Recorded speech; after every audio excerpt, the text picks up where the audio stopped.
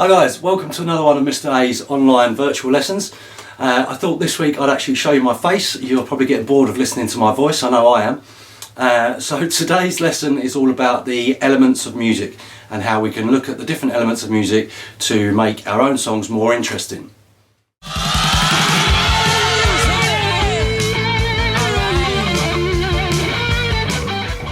If you cast your minds back to before the Christmas holidays, we asked you to listen to other people's songs and we gave you a form to fill out with all of the elements listed like texture, tempo, timbre, dynamics, pitch and rhythm, and we asked you to describe those elements for other people's songs.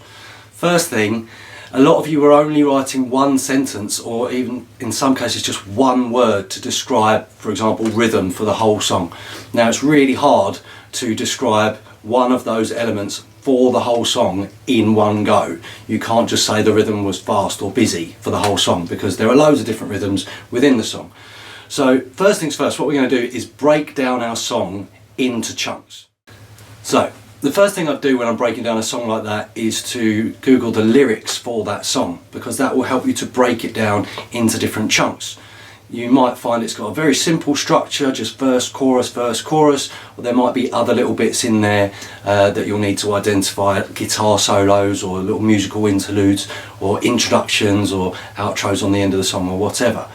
But what I would do is write out each section of my song.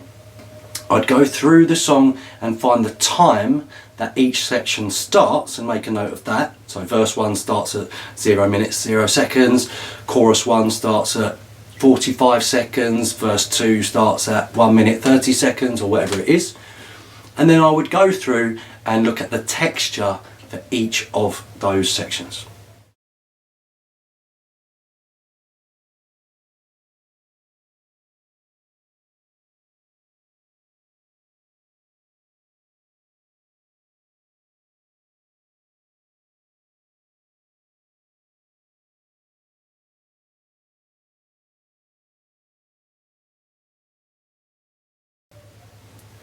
So texture relates to the number of layers in your song, the number of notes that are in there or the number of instruments that are in there.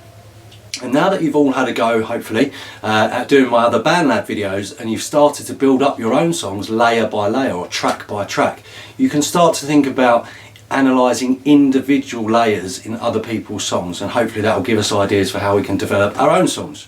So you would have created a drum track, your first layer, then a bass track, your second layer, then a guitar track or a keyboard track for your third layer with chords maybe, then a melody track for your singer or for a flute or for a violin or some other instrument.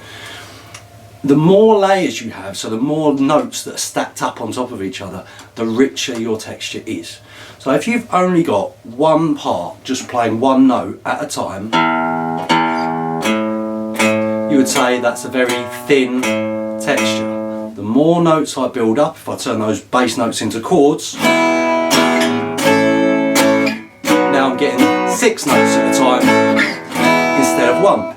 So I'd say my texture is more rich or thicker. Obviously the more instruments you have, the more likely you are to have a richer texture. But if your song's only got a voice and a piano or a voice and a guitar, you will still find there are differences between different sections where maybe the accompaniment instrument like the piano or the guitar might just be playing a couple of notes while your singer's singing over the top, and you would say that was a thin texture. But if the accompaniment part then starts adding more notes, you can say your texture has gone richer or thicker.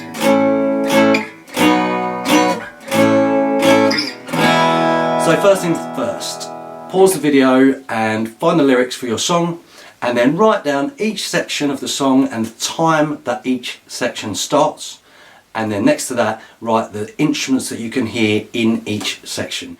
But do listen very, very carefully, because again, some of you are saying there's only one instrument in this song, when clearly you've got somebody singing and somebody playing a backing instrument at the same time. So do listen very carefully.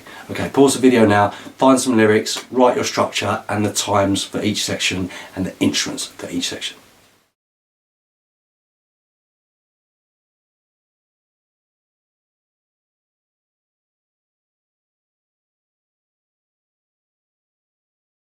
Right, so the next element I'm going to look at is tempo, the speed of the song. Some of you will say that the song gets faster because there are more notes in it. What you need to do when you're checking the tempo of a song is to click your fingers or tap your foot in time with the beat of the song. You might find that there's only one note for every bar, every 4 beats, so it might go 1, 2, 3, 4, 1, 2, 3, 4. There might be a note on every beat of the bar.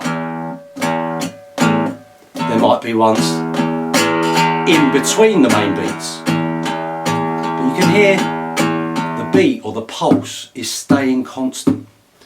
So just because a song's got busier rhythms in it, each individual part has more notes. As long as that main pulse is staying steady, the tempo is staying steady.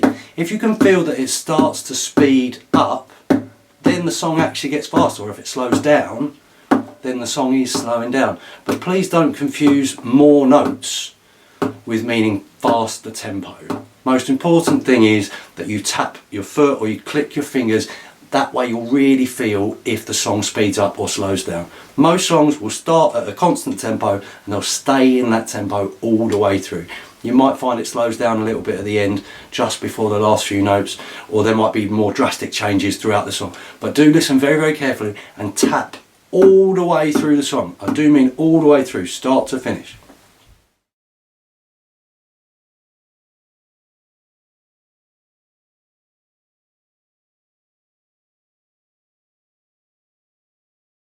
Moving on now, next we're going to look at dynamics, meaning the volume of the song. Now, for dynamics you can describe the whole song-ish as having a loud volume or a soft volume, but within the song each individual track or instrument, each layer, might come in at a different dynamic level. So just to say that the song is moderately loud is okay, but listen to the individual instruments and see how loud they are when they come in and whether they change volume.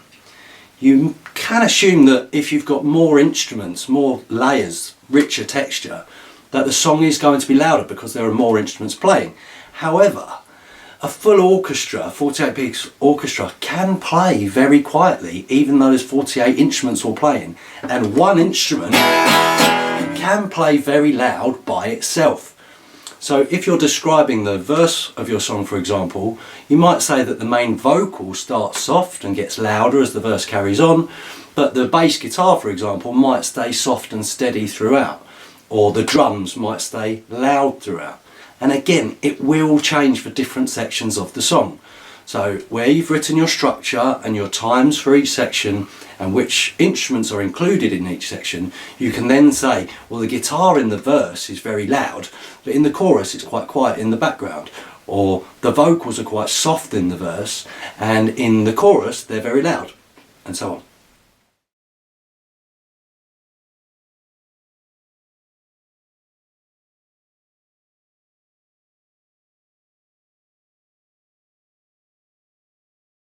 Next up we have rhythm. Rhythm is the timing of the notes. Do we have long notes? Do we have short notes? Do we have long gaps in between, or rests in between, or short rests in between?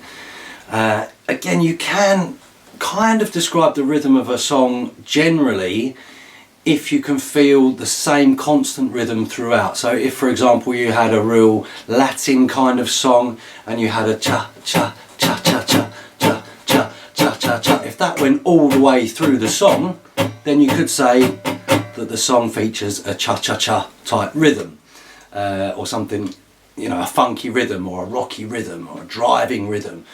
But again, each individual instrument in the song will generally have its own rhythm to play. You might find that you've got a very repeating rhythm, which we would know is called an ostinato rhythm. And again, just because that rhythm gets busier, I messed that up, just because that rhythm gets busier doesn't mean the song gets faster, it just means that that particular rhythm of that particular part or instrument gets busier. So do try to say the rhythm of the vocals has got lots of spaced out notes, for example, but the rhythm of the drums has got lots of short notes that are all together. Do try to describe rhythm as being busy or spaced out rather than fast or slow, because it will be very easy to confuse rhythm and tempo, which is kind of the same but not really.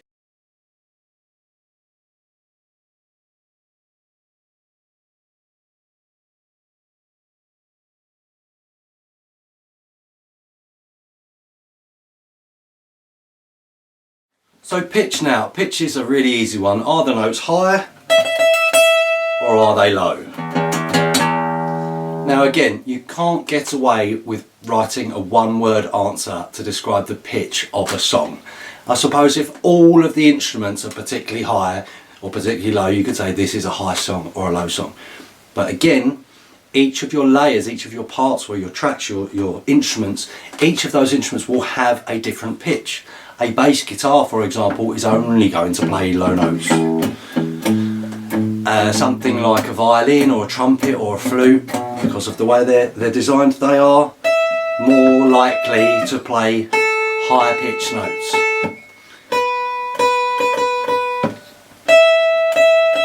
So again, in your analysis, you should make a little note of how high or low each part is when they come in. You know, in the verse you might find that the guitar is really low, and then in the chorus you might find that it jumps up a bit higher. Or you might find the singer starts really low at the start of the verse, and by the end of the verse they've built up and it's got really high. Maybe the chorus is somewhere in the middle, etc, etc. Again, you can't just write the pitch is high or the pitch is low for the whole song, because there are different instruments in there and they all fit in the frequency range, whether they're high frequency or low frequency.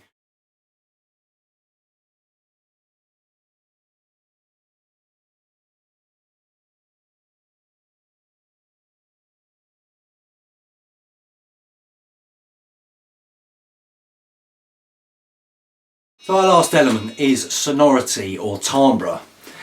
This describes the tone or the feel of the sound that we're hearing. I often describe it as the way the sound sounds. It's difficult to describe. I always relate it to taste. If you taste something, you can say that tastes sweet, or that tastes sour, or that tastes salty, or whatever it is, or it tastes spicy. It's difficult to describe the way a sound sounds.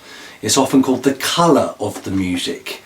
Now, I've said that in my classes, and some of you have said this music feels green.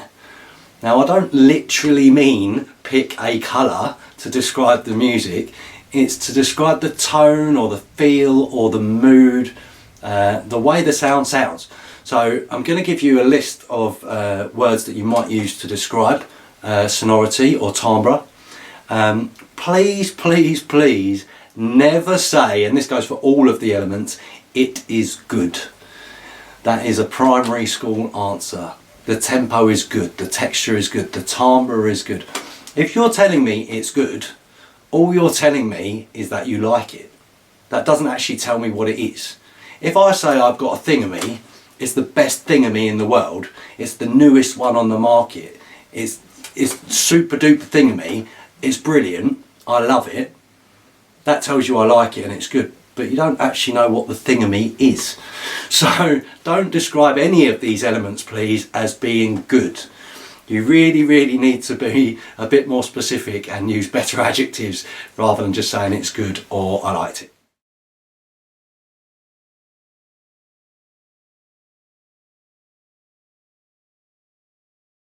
So to summarise, we're looking at the 6 elements of music within any song.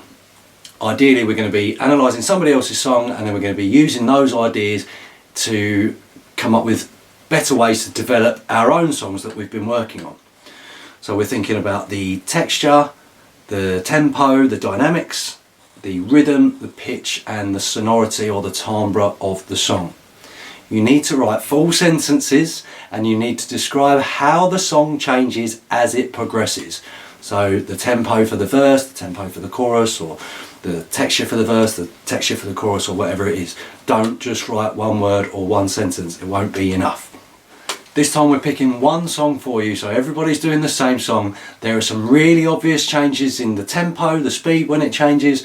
There's some really obvious changes in the pitch of what's going on, and there's even some variation on the texture, so when different instruments start and stop. It should be really, really obvious, so hopefully it will be very clear for you and easy for you to identify those things and to describe them.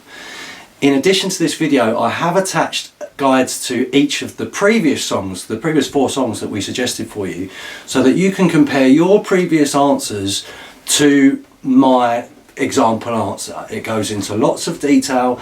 I think one person whose work I've marked has gone into this level of detail and they've got full marks. If I'm marking your work, I'm giving you 3 points for each of your 6 elements. So if you write good detail for that one element, you'll get 3 points. If you write okay detail, you'll get 2 points for that element. If you write it was high pitch, and it was high pitch, you maybe only get 1. But if you say it was good, you will get 0. So full sentences describing the song as it progresses, not just trying to describe the overall song. Once you've had a go at this and we've given you some feedback on it, we'll go back to looking at our BandLab songs, and then we'll be looking at how to create extra sections that contrast, so that we can take our 1 or 2 section song that we've worked on already and gradually build it up into a full finished production. Okay, thanks very much. Enjoy for this week. See you later.